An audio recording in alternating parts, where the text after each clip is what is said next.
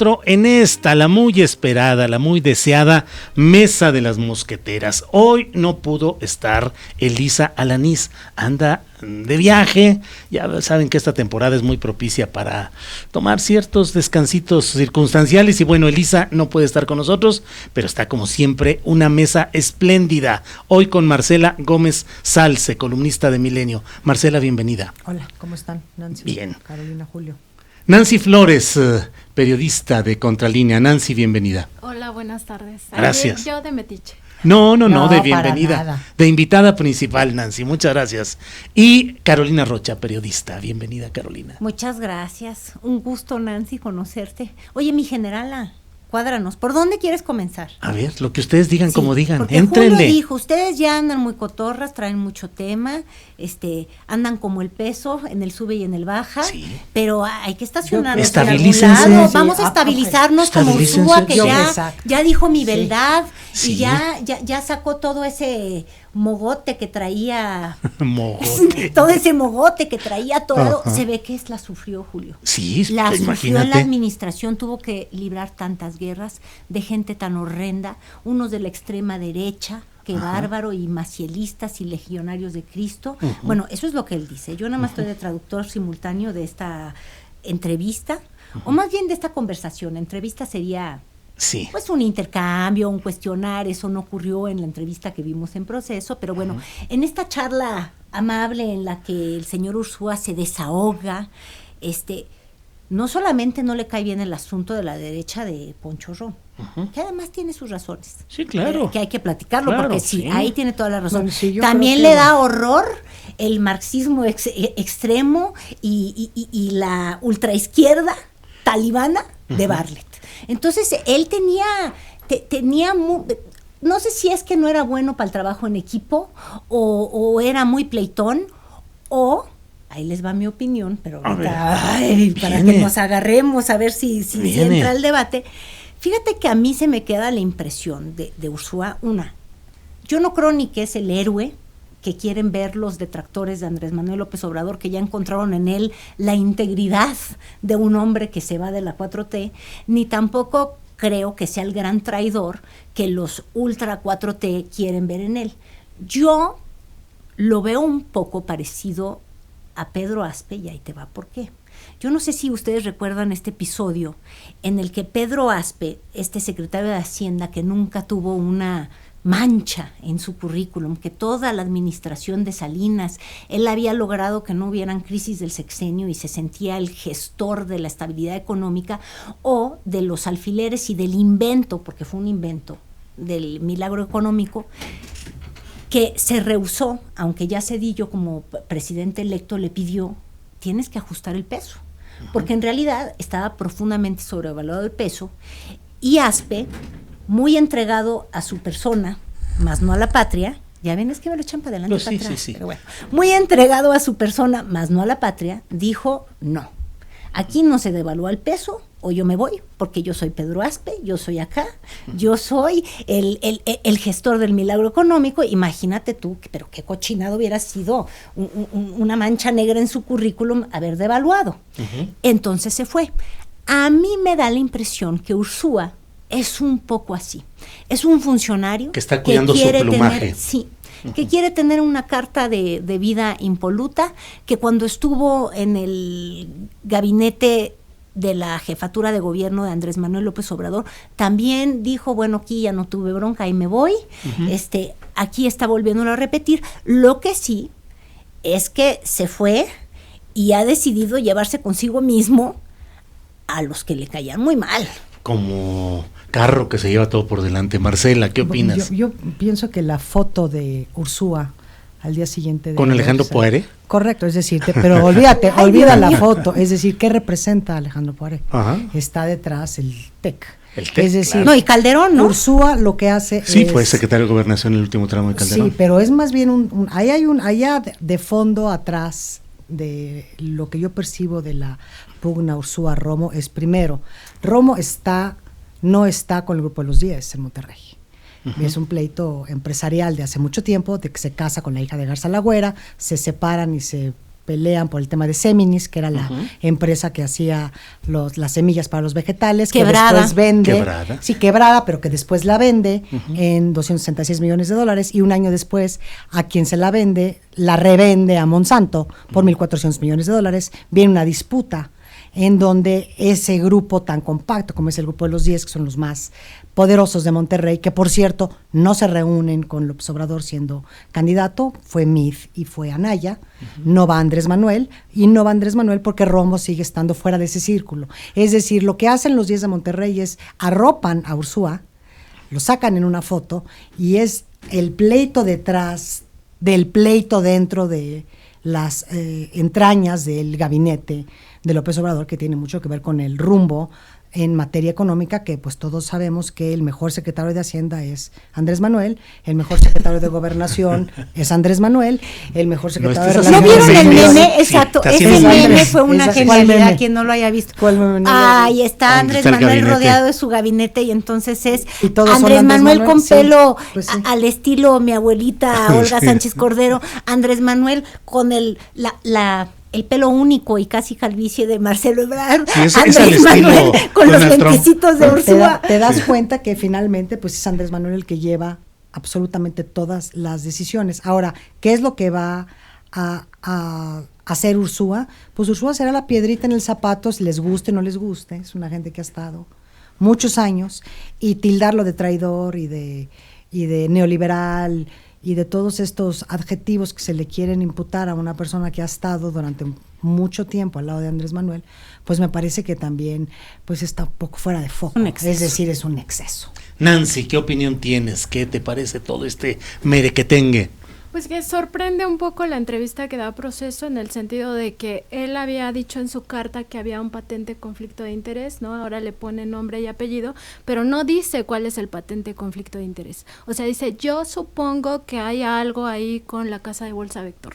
Pero hay que recordar que Hacienda controla al regulador, que es la Comisión Nacional Bancaria y de Valores. Entonces, él sí sabría de ¿Quién qué es? conflicto de interés estamos hablando, si Vector se ha enriquecido, si ha tenido algún tipo de beneficio por lo que él dice, ¿no? Toda la información que se maneja en presidencia tiene que ver con información muy sensible que pudiera haber beneficiado de alguna manera a esta casa de bolsa Vector. A lo mejor pero se está no esperando. lo dice.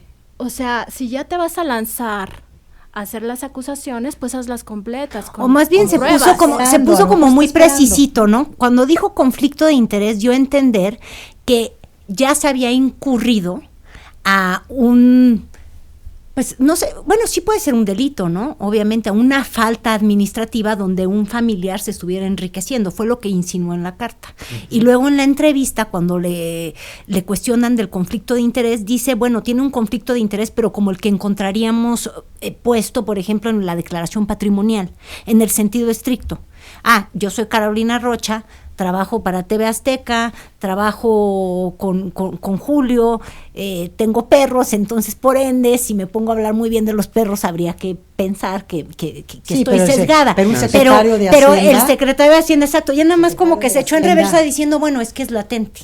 Lo ¿Qué que más habría que viste? ver es si está en la hoja de vida el Claro. conflicto, ¿no? Ahí Nancy, ¿qué declarado. otra cosa viste? Sí, también me parece que él sí, digamos que actúa como un poco una viuda del poder. O sea, parece que ha perdido la batalla dentro de el gobierno. O sea, él perdió frente a Romo, perdió frente a otros personajes que no quiso decir, mencionó a Bartlett de pasada, pero también se guarda información muy importante. Por ejemplo, menciona el tema del gasoducto Texas-Tuxpan, pero no dice que Sempra sí ha tenido muchísimos negocios en el gobierno federal.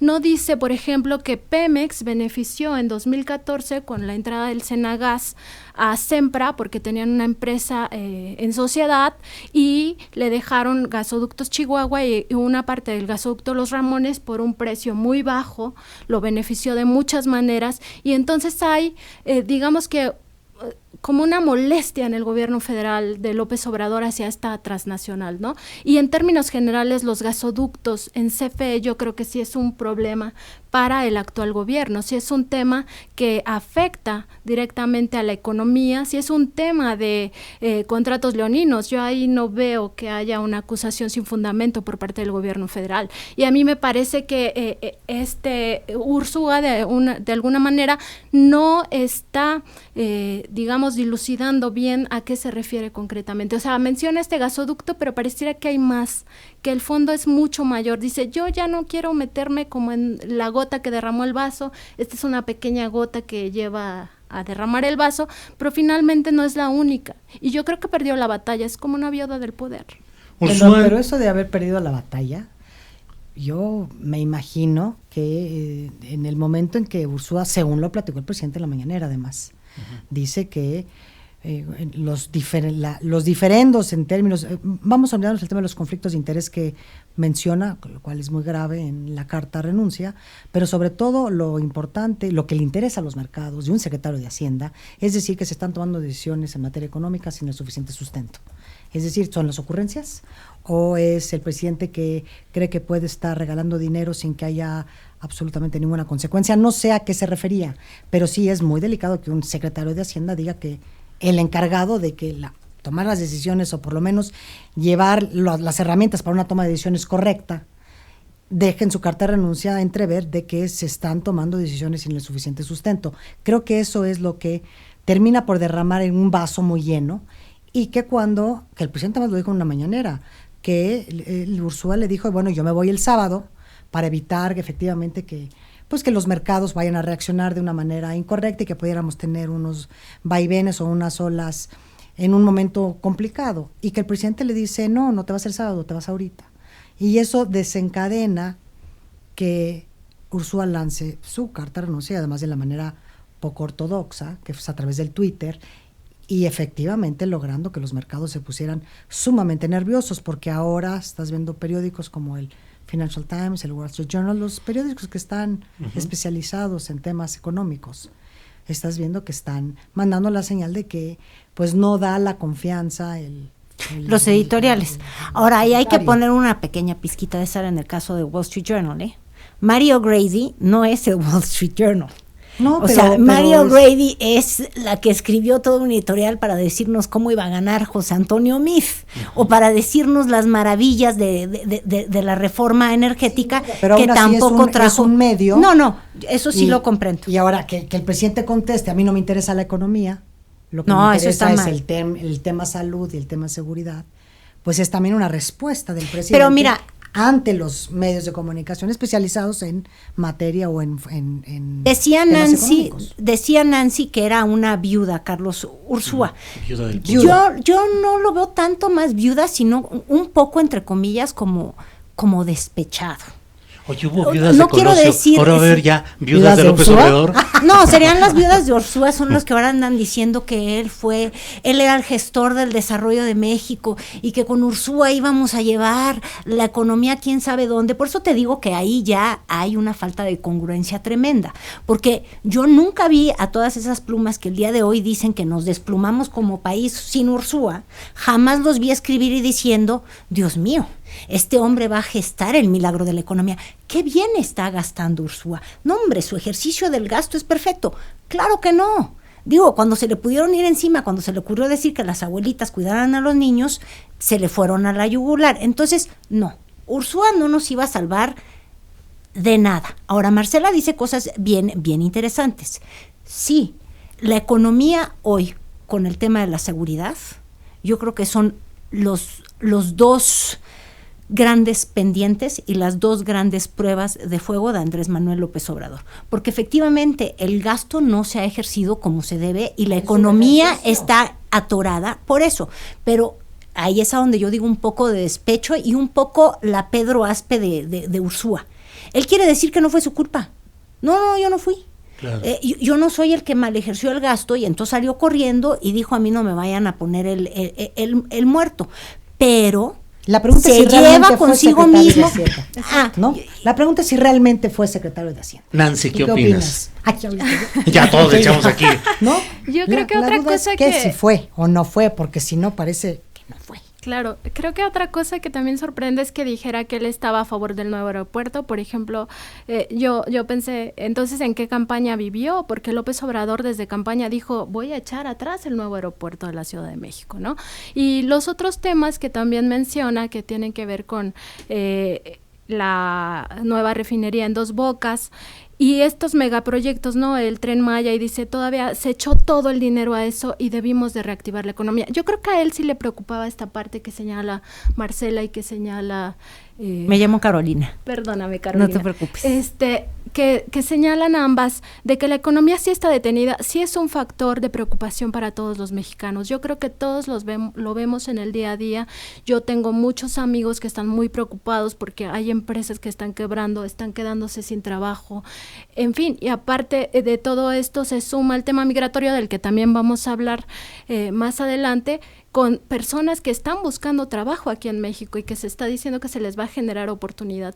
Yo creo que este tema de la economía, de cómo si no está fluyendo el dinero, sí es muy relevante, y no ve al presidente realmente ocupándose o preocupándose por el asunto. O a lo mejor no le quiere dar también esta importancia ahí al tema de Ursúa. El presidente me da la sensación el día de hoy de decir, no, ya no voy a hablar de eso, es decir, ya denle la vuelta al asunto, ya se fue, y ya otra cosa mariposa. El presidente ha sido más elegante en su trato a la salida de Ursúa. Pues imagínate si hubiera visto un tete a tete entre Ursúa claro que y no el iba presidente, a ocurrir, pero sería muy delicado. La regla es águila, no caza mosca. Exacto, pero la verdad es que uno hubiera esperado lo mismo de Ursúa, yo creo. Sí.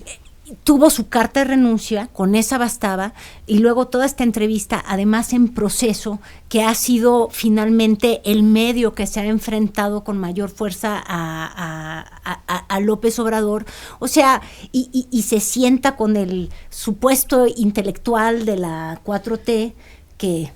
Y que mañana lo mañana lo vas a entrevistar. Mañana pregúntale que por qué es periodista. Yo no entiendo. Llámanos y pregúntale tú al aire mañana. Sí, yo les llamo y les pregunto, porque fíjate, yo siento que los periodistas tenemos que cumplir con ciertos casos. Digo, mínimo una guardia nocturna. y ir a ver no sé, la crucifixión de Iztapalapa. Haber sufrido cosas que te hagan reportero. Es como champiñón, ¿verdad?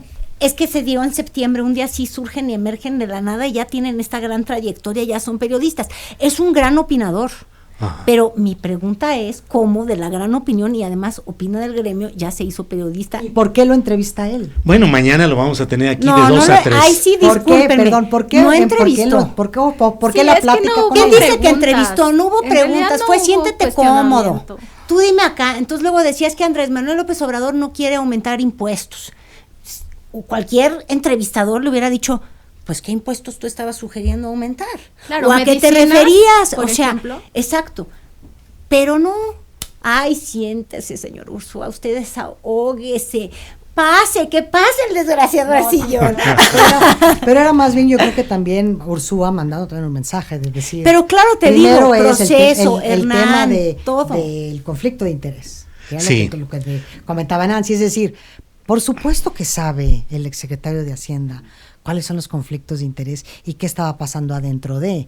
¿Por qué? Porque, digo, yo creo que el mismo presidente López Obrador desde antes, yo quiero pensar que desde antes de la elección, ya cuando se veía venir esta ola, este tsunami moreno, yo creo que ya habían empezado los contactos entre la gente de la 4T y la gente del gobierno de Peña, sobre todo en los temas álgidos que era el tema económico. Entonces, porque yo nunca escuché una declaración ni de Ursúa ni del presidente diciendo que encontraron un tiradero en Hacienda.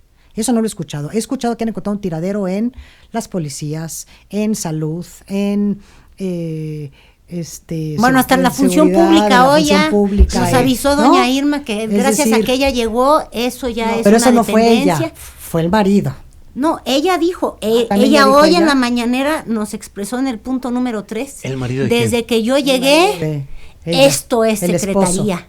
El esposo de ella, tu amigo. ¿Quién? Ackerman. Perdón, hombre, bueno, no me había dado cuenta de eso. Es decir, entonces empiezas a ver que yo no he visto una declaración del presidente que diga que era un tiradero Hacienda. Esa sí no la he escuchado. He escuchado el tiradero de todo el gobierno. Bueno, se ha quejado amargamente de la condonación. Sí, de impuestos que si lo pero mides eso es una en pero eso es una lana, eso política. es una cosa brutal. Pero esa es una política, pero es decir, no estás viendo ¿cómo diría yo? Esta autorreflexión o ver de las personas que han estado, que están hoy ocupando los primeros niveles de gobierno y que están empezando a salir todos los trapitos sucios en Hacienda, hasta donde sé o hasta donde se ha visto, pues las cosas entregaron una economía en alfileres, sí, como siempre, ¿no? Como cada sexenio. Sí, si acaso lo que se ha revelado en esta última entrevista es que había, y bueno, en declaraciones del propio presidente, es que había todo este manejo turbio en la banca de desarrollo, ¿no? Han dicho, la banca de desarrollo, exactamente, la pugna. Dicen, la banca de desarrollo NAFIN y Bancomex concretamente entregaban dinero que no tenía sustento, ¿no? Y hay casos, los ha documentado la prensa muchísimo, Fertinal, por ejemplo, es uno de esos casos, Oceanografía es otro de esos casos, ¿no? Donde sí se ve que hubo un manejo irregular del dinero, pero en efecto, como dice Marcela, yo también coincido en que no se ha dicho hasta ahora que hubiera, digamos, algún caos en Hacienda. Sí, la economía en alfileres sí se los están quitando. Bueno, miren, les digo que uno de los tuiteros que están poniendo comentarios sobre esta mesa de las mosqueteras, David Israel Cortés, dice, me vuelven loco. Las mosqueteras, nadie como ustedes. Julio, gracias por presentarnos tan buen contenido. Digo para que no digan... Que se presente el joven, por favor. ¿Cómo se llama? Estado Civil. No es cierto. David Israel Cortés. Ya ves, por eso. Yo solamente he vuelto loca a mis jóvenes. Ustedes no se llaman Luego, nadie más. así es. Ay, Pero- tienes razón, desgráciame. Sí, pero les leo dos notitas. El Congreso de Yucatán rechazó por segunda vez el matrimonio igualitario en la entidad, en Yucatán, con 15 votos en contra y 9 a favor. Luego de haberse rechazado un dictamen en la materia por primera vez el 10 de abril, los legisladores volvieron a presentarlo para el periodo extraordinario que termina este 15 de julio. Esto nos dice el corresponsal Freddy Heredia. Y el reportero Miguel Luna nos dice que el presidente de la Cámara de Diputados, Porfirio Muñoz Ledo, advirtió que a partir de este lunes México se convirtió en tercer país seguro para Estados Unidos. Añadió que la decisión de Donald Trump de cambiar las reglas de asilo consumaron esa figura jurídica. El diputado de Morena cuestionó la detención de migrantes que se está llevando a cabo en territorio nacional.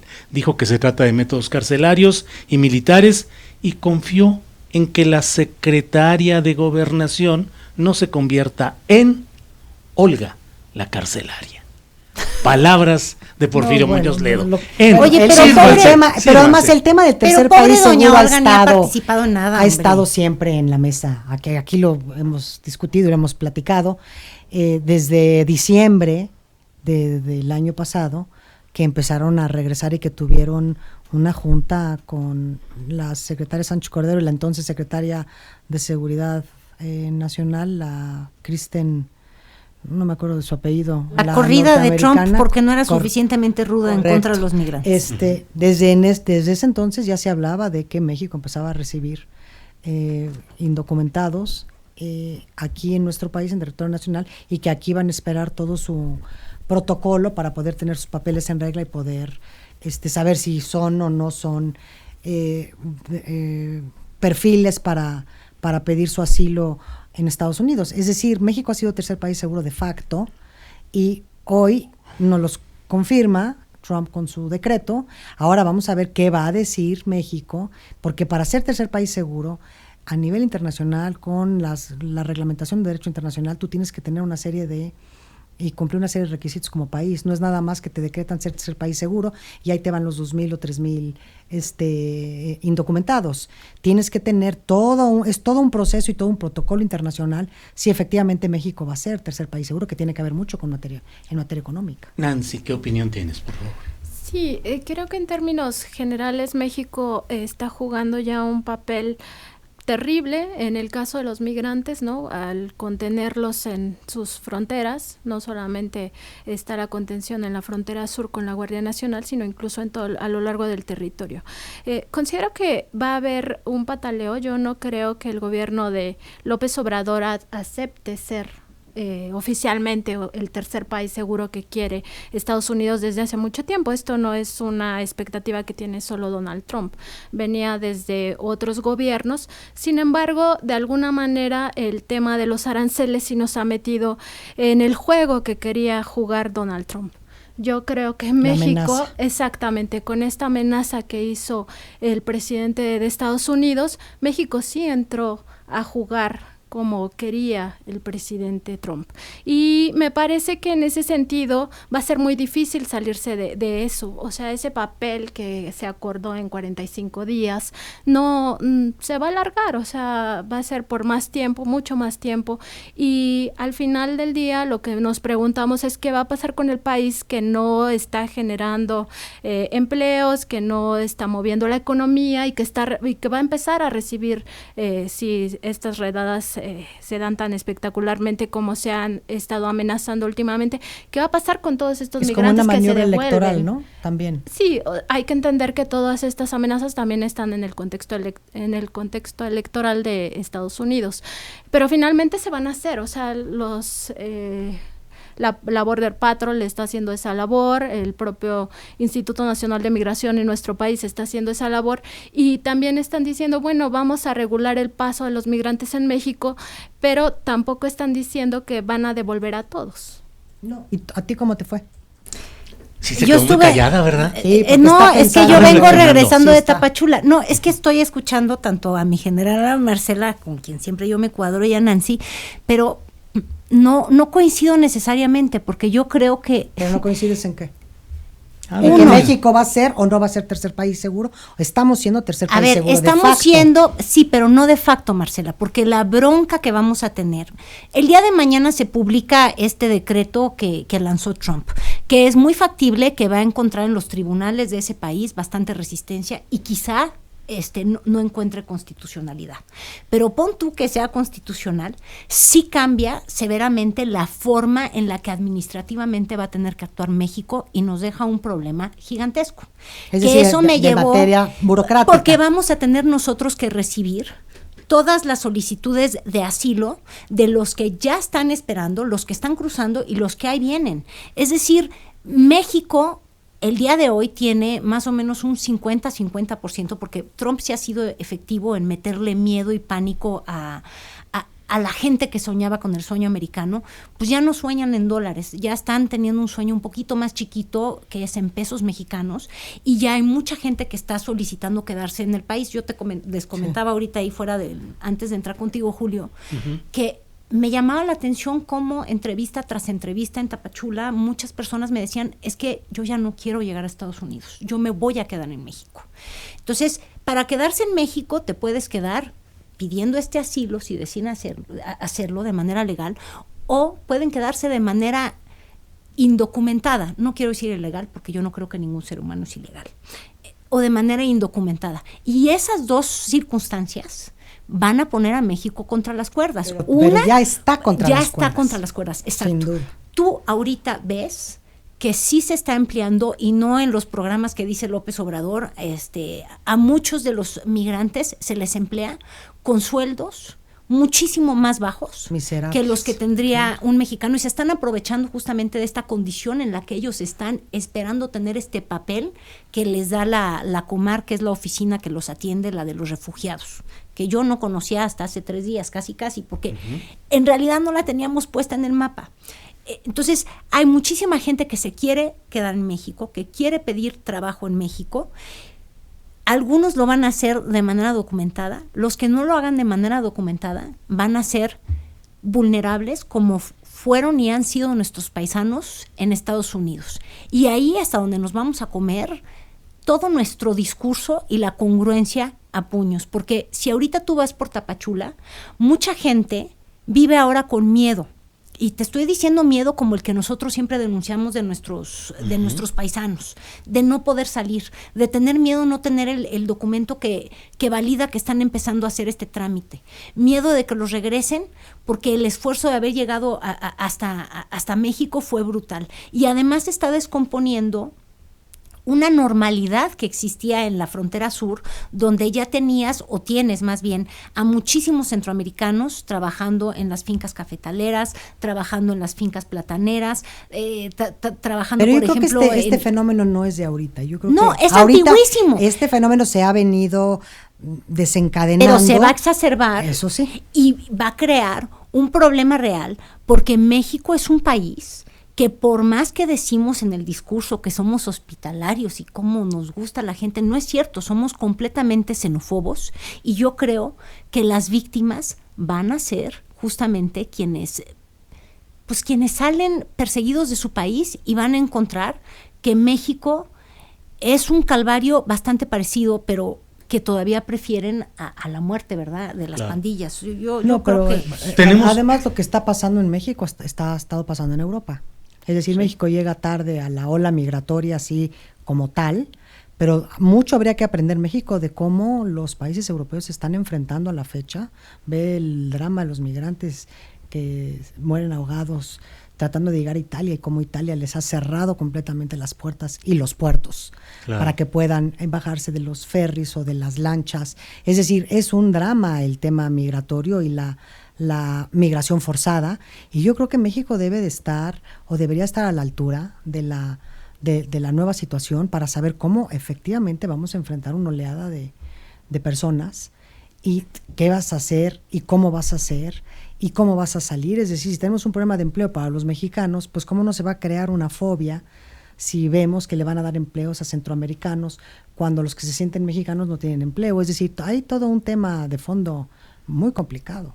Tenemos casi 9,000 espectadores en vivo en YouTube, que es una marca alta en lo que son las transmisiones en YouTube. Les mandamos un saludo a todos quienes nos hacen favor de seguirnos en esta transmisión, que va creciendo mucho. Todo lo que ven los programas de Radio Centro en YouTube. Estamos por llegar a los 100,000 suscriptores, que bueno, son pocos en comparación con los grandes líderes en esta materia, pero que forma parte de un proceso en el que hemos ido partiendo de pocos miles que había en esta cuenta. Estamos a punto de llegar ya a 100,000, y en esta ocasión tenemos casi 9,000 al mismo tiempo. Por favor, Nancy Flores, tu opinión sobre este asunto de la migración y todo lo que aquí se ha puesto sobre la mesa.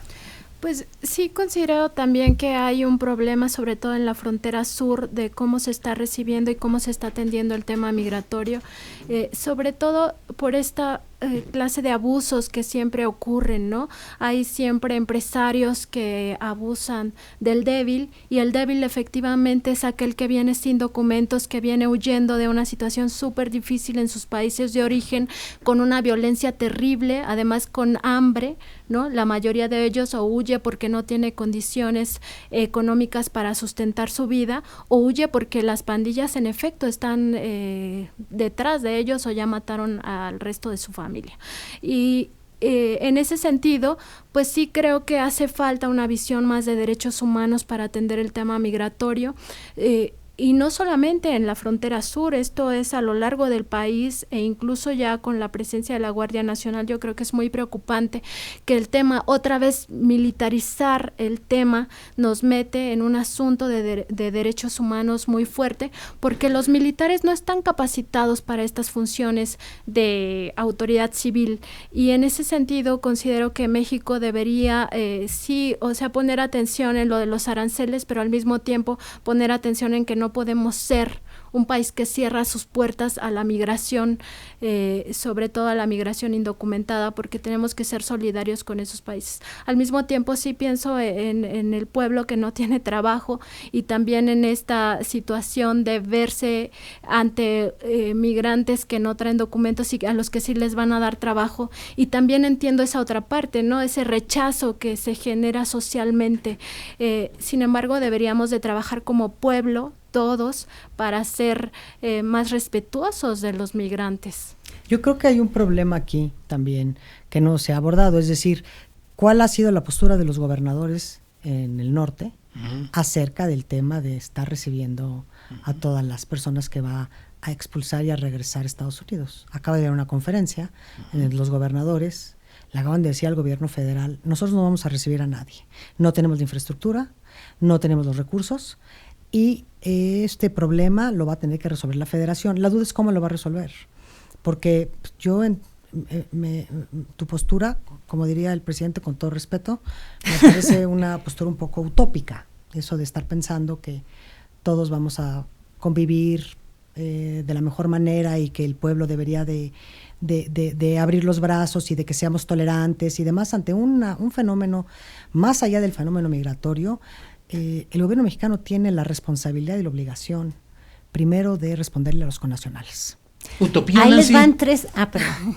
Pues, O sea, bueno, primero yo los lo planteo, nuestros. sí, yo lo planteo como una necesidad de ver justamente que la migración no es un delito, No. que la migración es un derecho, que así como se abren las fronteras para las mercancías, se debe de abrir las fronteras para los seres humanos. ¿Y la seguridad Y- nacional de los países? Es decir, estás viviendo en una época en donde esa ideología de fronteras abiertas y todo estaría quizá en una época anterior. Es decir, hoy en día tú no puedes tener países con fronteras abiertas cuando tienes un problema de crimen organizado, de organizaciones transnacionales criminales que ponen en jaque a varios países. Vemos el fenómeno en Europa, en Estados Unidos y ahora México. Es decir, esto de fronteras abiertas, brazos abiertos y vengan todos porque también entran así las mercancías. El libre comercio y el libre mercado, ahora sí que el neoliberalismo no aplica para el tema de las personas. Que hay que ver que cuando se habla de seguridad nacional y cerrar la porosidad de las fronteras y sellarlas, etcétera, estamos hablando de que casi siempre se aplica para la migración, no se aplica para la economía subterránea, no se aplica, por ejemplo, para el tránsito de armas, para el tránsito de dinero, para el tránsito de drogas. Entonces, me parece también que hay que ver cómo se ha manejado el concepto de seguridad nacional en el tema fronterizo y que se ha manejado de una forma totalmente, digamos, a favor de una economía que se mueve también con el dinero sucio. En ese sentido, yo considero que el tema de seguridad nacional no cabe mucho. ¿Qué les parece si para tomar un poco de refresco, de resuello, dirían ¿De los refresco? clásicos, de refresco? Sí. No Vamos a digas. una pausa comercial y ahora volvemos, ya muy rápido.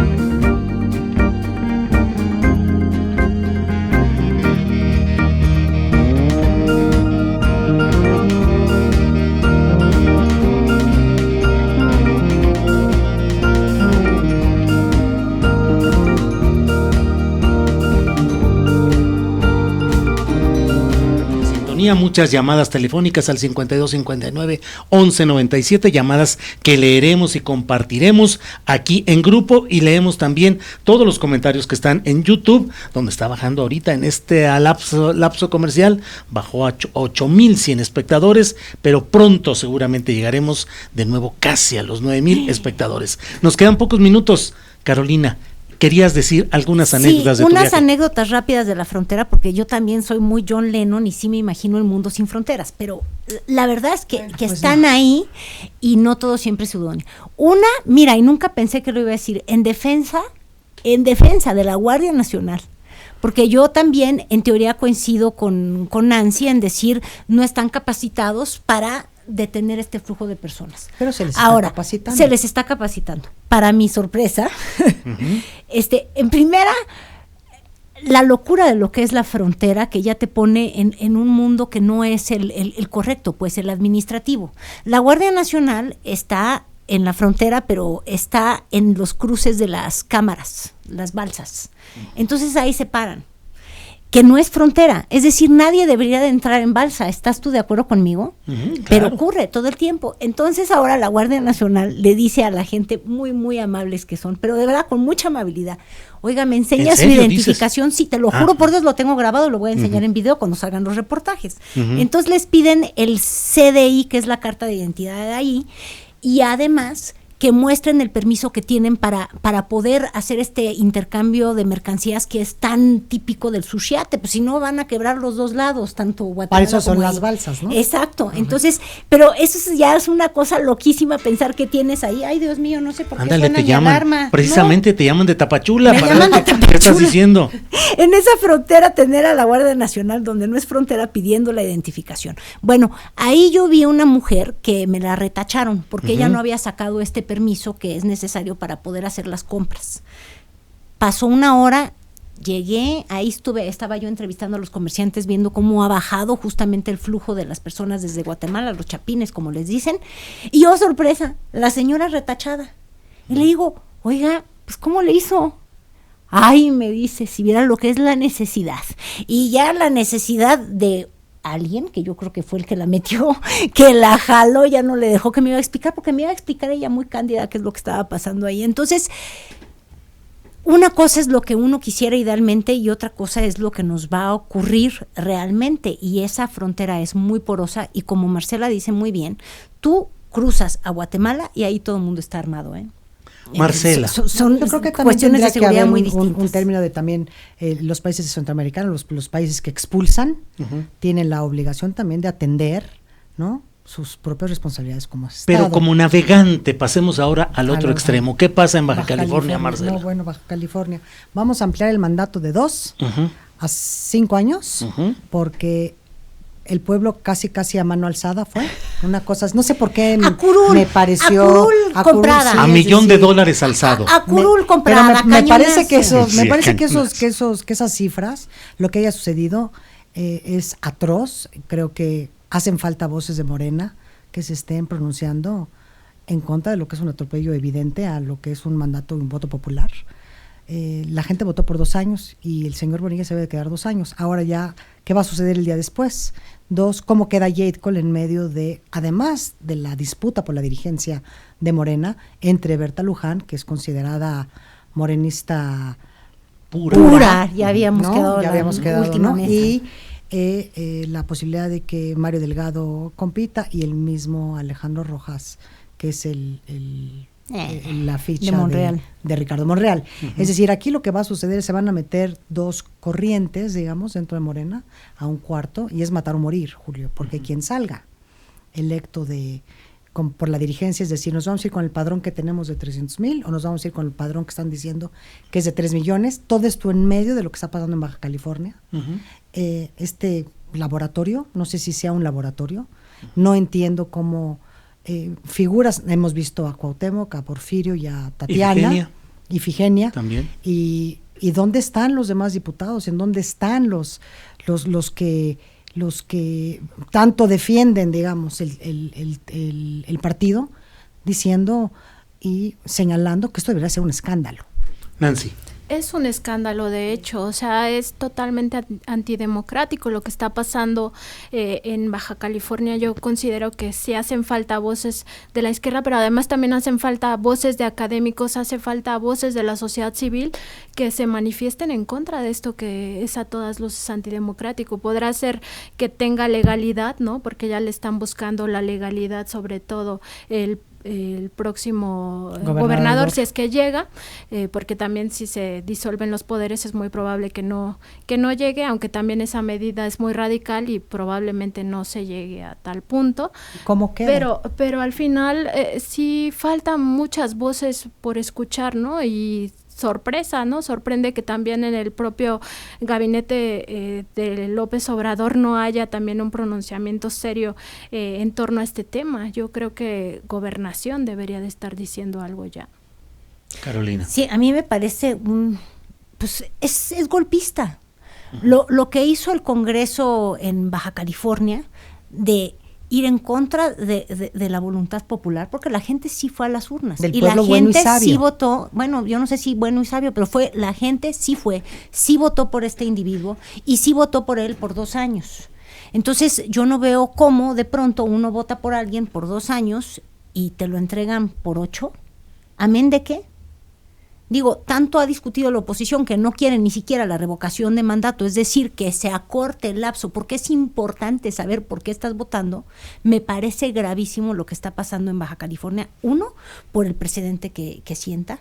2, porque es Morena que en su teoría estaba pues luchando por la democracia, por terminar con los abusos, con los nepotismos, con los de perpetuarse en el poder del PRIAN. Bueno, esto ya no va a ser ni PRIAN, va a ser ni siquiera Morena 3 veces. Va a ser yoyoyo, el yoyismo o gobernadores perpetuos. Ahorita dijiste la palabra Cuauhtémoc. Y imagínate lo ciscada que he quedado con Baja California, que no pensé en el ingeniero Cárdenas, no. Pensé en 12 años, no. Pensé en 12 años de Cuauhtémoc Blanco.